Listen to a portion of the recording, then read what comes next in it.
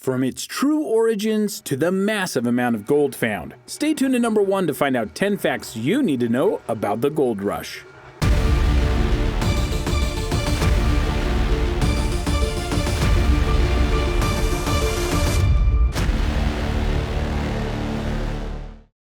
Number 10. Didn't start in 1849. Despite a lot of folks saying that the gold rush started in California in 1849, that wasn't truly the case. It's the most popular year of the California gold rush, there's no doubt about that. But the event that helped start the whole thing actually happened in 1848. Don't be confused, I'll explain. Like all good gold rushes, this one started out by accident. A group of people were digging near the American River in their attempt to build a sawmill. While they were digging up dirt to help make way for it, they found a gold nugget. A nugget is a small compacted form of gold that can be picked up. After finding this one, they searched the nearby ground and river and found even more nuggets. This led to a massive telling about what happened around the town they were in, which naturally spread across the nation, and that gave many people who were tired of living in the East the chance to head west, make their fortunes, and live a better life. By the time most people got there, it was 1849, but the initial gold rush technically started in 1848.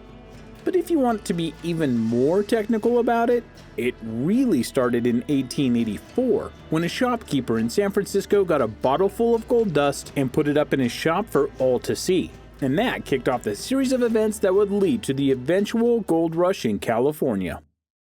Number 9. Not the first gold rush in the US. As I noted, the California gold rush is one that is very popular in the history and lore of the United States. It inspired the NFL team, the San Francisco 49ers, and even made a villain of the legends of the gold rush in an episode of Scooby-Doo. But what people forget at times is that this wasn't the first gold rush in the United States. That gold rush happened 50 years earlier. This earlier event happened in Cabarrus County, North Carolina, when a 17-pound gold nugget was found in the ground in the country. For the record, at the current gold price of about $1,300 an ounce, that would be over $22,000 worth of gold, and that was just one nugget. So just like the eventual California gold rush, a large group of fortune seekers migrated to North Carolina to search for their own share of the gold, and eventually around 30,000 people were out digging for it. And they had a lot of success. So much so that for the next 30 years, all the gold coins that were produced by the government were being made mostly by the gold that came from North Carolina. Just goes to show you that gold can be just about anywhere, and a gold rush can follow if it's found. Number 8. Biggest migration in US history. Before we get into the migration, take a moment to like this video and join the Zero to Hero community by using the buttons below. Let's talk about the early days of the United States, okay? At first, there were 13 colonies, and after the Revolutionary War, the colonies won their independence. Soon enough, the Louisiana Purchase was made and thus expanded the US greatly, allowing more and more people to both live in the land and live comfortably. But we still weren't populating much of the then current United States yet. While there were plenty on the western side of the US, it wasn't a tamed land like it is now. Rather, it was a lot of wilderness and a lot of unknowns. It would take a lot of encouragement to get people to move west and try to settle it. Say, like a gold rush? It's a fact that a lot of people went to California and surrounding areas over the course of the gold rush migration, but the migration was also the biggest in United States history. In March of 1848, the most predominant people in the soon-to-be state of California were Native Americans. Only about 800 settlers from the east were there. Fast forward 20 months, and suddenly there were 100,000 non-native people in the state.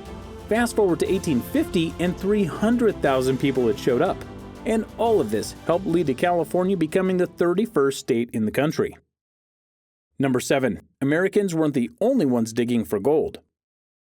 Another thing you have to remember about the world at the time was that communication most definitely wasn't the best around. At the time, the railroads weren't built, and so getting a message out from east to west was a hazardous adventure. To that end, some of the first people to take advantage of the gold rush fever weren't the settlers in the east, but were instead people from Asia and South America. 25,000 Chinese immigrants, for example, were in California by 1852, and unfortunately, this led to a lot of incidents that created a sad foreshadowing of how things were to be in the United States. You see, the gold rush couldn't last forever, and so when the gold was visibly becoming less and less abundant, people started to fight over the rights to mine, despite it being a free country. And when they saw the amount of Chinese workers trying to get what they considered to be their gold, they went rather evil. First, they put a tax on the foreign miners and demanded that they pay a royalty for all the gold that they got. And even though this was repealed, it was reinstituted with an even worse law later on. And when that wasn't enough, many American miners would beat or even kill the immigrant workers, whether they be Chinese, Mexican, or Native American. Gold is a precious commodity, and as such, it can bring out the worst in people. Number 6. The birth of the Oregon Trail.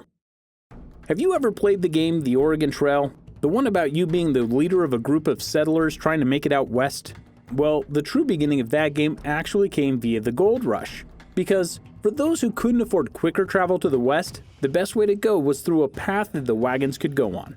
There were actually 2 different trails based upon your preferred destination, the California Trail and the Oregon Trail.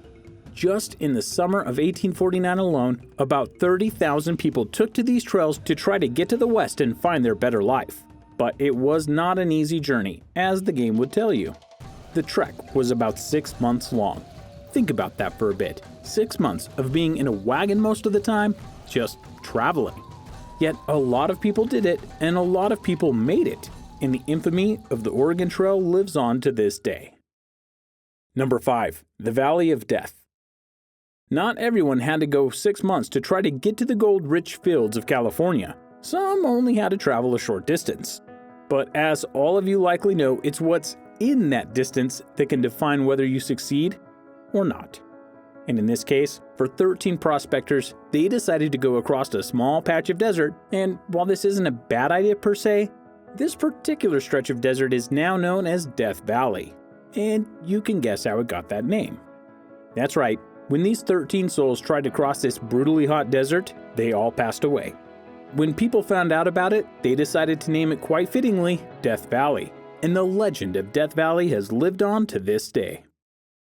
Number 4. Invest in the bank. If you look at how modern gold rushes are done, there are processes, procedures, and most importantly, official exchanges that are there to make sure that everything is done in an orderly fashion. And of course, to make sure that everyone is taken care of. In the California Gold Rush, that wasn't an option at first, especially when it came to exchanging currency. There were no banks in California when the gold rush began, and this was a big problem. Because this meant that only certain private individuals could go and make the currency exchange, and not be regulated by the government when they did so. Can you see the problem in that? Exactly. Just about everyone got swindled, and it's one of the worst kept secrets about the gold rush. While many did make it rich, just about everyone got less than they should have. Eventually though, in 1854, a government mint was set up which ended the private banking. But by that time, millions upon millions of dollars weren't given to their rightful owners. Number 3. 100 million ounces. While gold mining is still popular to this day, more on that in a bit, California remains the biggest producer of gold in the history of the United States. From the start of the gold rush in 1848 to 1965, an estimated 105 million ounces of gold were found in the various mines and areas of California. That's an incredible sum, and one that people worked hard to get for many years. Gold mining still goes on in California, but not anywhere close to what they were doing in the original gold rush. The 3 states that are now producing the most gold in the United States is Nevada, Alaska, and Colorado.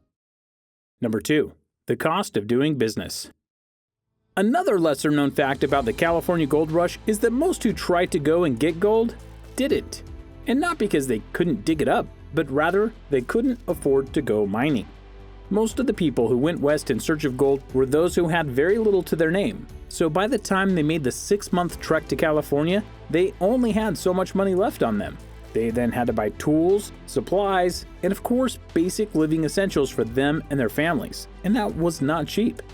In fact, if you look at the money made during the gold rush, it actually pales in comparison to the money made by the merchants at times selling things to the miners. Some great innovations were made because of the gold rush, and that made many merchants, not miners, a lot of money. And by that token, a lot of miners went broke before they could even go and dig for an ounce of their own gold. I think Mark Twain said it best when he said, "During the gold rush, it's a good time to be in the pick and shovel business." Number 1. The spirit of the gold rush lives on. Despite the California gold rush being long gone, the spirit of the gold rush still lives on to this day.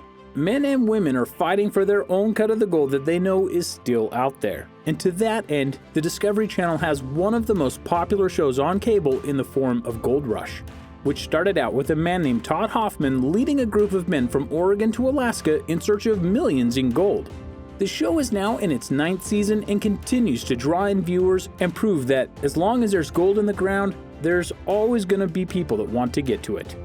How do you think the gold rush shaped America? Let us know in the comments below and take care.